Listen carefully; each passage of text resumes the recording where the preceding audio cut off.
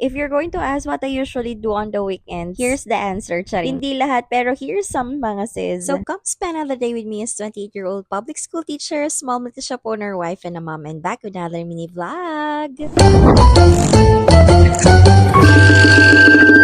Fev 9 nga ata nito mga sister kasi yung last na upload ko ay Fev 8 nga. Pasensya na nga kung medyo late nga tayo mag-upload mga mima. Kasi for the busy nga ang person, charing. Yun bang pag-uwi mo galing ng work mga mi, gusto mo na nga lang talagang matulog, char. So ito mga sis, after church nga, ay umuwi na rin kami ng bahay. Since naiwan nga namin medyo magulo yung kwarto namin nung Sabado mga mima, ayan, sabi ko sa asawa ko ay magstay muna kami sa bahay para maglinis ganon. Tapos siya naman, busy siya sa mga isda niya mga sis, kaya ayun, for the go ang person, char. Ayan, pinag-long sleeve ko nga si Amira mga sis kasi medyo malamig nga ng mga panahon na yan. Pagka-uwi nga namin ng bahay mga mi, sabi ko nga ay maglilinis na ako kasi itong si Auntie Ninyo, ayan, for laro nga dyan. Dito na nga ako nag-start mga sis kasi pag nakikita ko nga na magulo itong dresser ko mga sis, medyo nai-stress ako, charing. Sa true lang, sasabihin ko sa asawa ko parang medyo magulo ang mundo ko, char. Minsan kasi mga mima, kapag nagmamadali nga may mga gamit na nga hindi na ibabalik sa tamang lalagyan. Oy, aminin, di ba? Ganon din kayo, charing. Pero actually, ang gumagawa lang nun mga sister, yung mag-ama ko, char. Kung saan-saan nga nila nilalagay yung iba naming gamit, kaya minsan, napapagalitan ko sila. Minsan nga mga sis, naiisipan ko na nga lang magpaskill ng notes dito, charing. Naalala ko nga dati mga mimo, wala nga akong pakialam sa kwarto namin, kahit madumi yan. Pero ngayong tumatanda na nga tayo, o diba, sign of aging na nga talaga yun mga sis. Gusto mo na talagang malinis lahat ng paligid mo, charis. And ayun mga mima, dahil Sunday nga yan, usually nga, ang paglilinis ko talaga ay Sabado. Para nga Sunday ay rest day mga sis. Kaso diba, gumala nga ang mga person nung Sabado mga mima. So nung medyo sinisipag-sipag nga ako mga sis, ayan, ini-start ko na nga dahil kapag nahiga na ako, aba diretso na yan mga sis, charing. Dating attitude ko nga mga sister kapag may pinagamitan nga ako or mga basyo kung tawagin natin. Aba, hindi ko talaga itatapon yun mga mima. Siguro kung ganun pa nga ako mga sis, aba punong-puno na nga tong dresser natin. Kasi feeling ko nga dati mga mima, magagamit pa nga natin yun, sayang. Pero ayun, buti na nga lang mga sis, wala na nga akong paki doon sa mga ibang lalagyanan, charing. Kalat nga lang sila. So habang naglilinis nga ako dyan mga sis, itong si Amira ay naglalaro dyan. Pero sinabihan ko nga si Auntie Ninyo na magligpit nga after. Kasi nakakalat nga itong mga laruan niya dito mga sis, lalo na nga yung mga liliit, minsan ay naaapakan ko na. Kaya minsan for the award yung mag-ama, charis. Siyempre habang naglalaro pa si Amira dyan mga mimat, patuloy pa rin tayong maglilinis. Ayan, for the walis na nga tayo dyan mga sis. And kung dati nga mga mima, ang dami nang nakalagay sa ilalim ng kama namin, hirap na hirap talaga akong linisan dyan. Kaya inalis ko nga lahat ng laman yan mga sis, charing. Ang hilig ko talaga mag-hoard ng gamit mga sister na hindi na talaga nagagamit. Ang daming boxes dyan dati. Tapos ayun, hanggang sa wala nang laman yan mga sis, yung drawer na nga lang na maliit dyan. Kasi hindi ko nga alam kung saan ko ilalagay. Tapos ayun, minsan makakawalis ako ng mga pinagkainan ng mag-ama ko dyan, charing. Hindi kasi talaga maiiwasan yung mga alikabok mga mima. Ang dami pa naman din sa kama nun. I mean, sa ilalim ng kama. Pero right after ko itapon at pakawalan nga yung mga hinord ko dati mga sis, grabe, ang sarap sa feeling, itry nyo rin. Boxes yun ng mga anik-anik mga mima, charing. Siyempre, dahil magulo na naman tong lalagyanan ni Amira mga sis, ayan, in-arrange ko na nga sila tinorganize isa-isa. Ewan ko ba, may organizer na nga si Amira mga sis, pero ang gulo-gulo pa rin, char. Mga mi, kung wala ka pang ganito, aba, ito na nga ang sign para bumili ka. Dahil kahit minsan hindi yan organized mga sis, at least sama-sama yung mga ipit ng anak mo. So after ko nga maglinis at mag-arrange dyan mga sister, ayun, for the tulog na nga ang person, nagpahinga na kami ni Amira dyan, kaya wala na tayong ibang clips. Wala na nga kaming ibang ginawa dahil gusto lang namin magpahinga, charing. So ayan lang muna for today's video. Thank you for watching. Bye!